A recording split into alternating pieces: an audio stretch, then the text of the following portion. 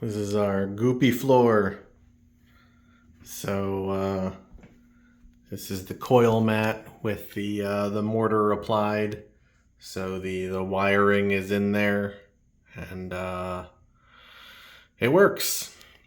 We had a discussion. So the coil that he bought was, we had talked earlier about how we were tossing around the idea of putting in two different coils, sort of one as a backup.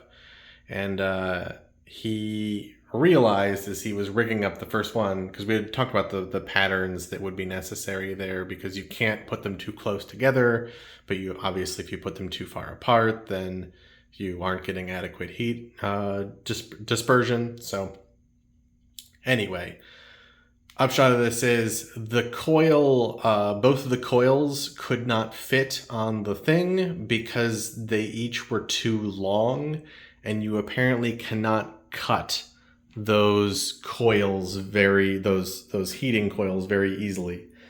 So with that in mind, I think that we're going to be in a better place this time. So we decided just to go with the one coil, and it's a pretty tight pattern, so it should heat really effectively. He's got it all rigged up. So we got a new control panel here, and it does work. I was checking out some stuff, and I put my face down really close, and it was definitely getting warm. So everything works. And so this is all mortared up, and we're trying to dry this out tonight so that tomorrow he will reapply the waterproof barrier. And I think that, oh yeah, they said that they want to apply the barrier, have all that dry, and then plug up the drains here. See the drains? And then fill it with water just as a test. And then I think past that is tile. It's also, since we're putting the waterproof membrane on top of this, that solves our little wiring problem. Because last time around we were worried about what we were going to do with the wires in order to waterproof that. Well, they go under the thing, so this is definitely the right way to do it. On the weekend, we went out to, because we're still trying to figure out what to do about this windowsill, because we know we don't want to have that tile coming up against it and causing that grout line across the front section where water just tends to get.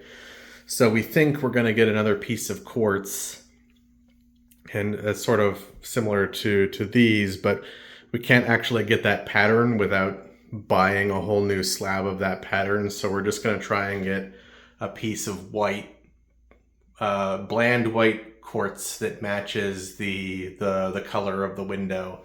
And so that'll sort of fit into it, similar to how the threshold fits in, where there's a little bit of wrap, but then it all goes back. And so that's one single piece, and won't constitute a problem for leaking into the wall and causing all sorts of problems. So that's the story. Tomorrow we're going to get waterproofed, and my guess is that it won't dry quickly enough, so we'll be looking at a water test later this week and see where it goes from there.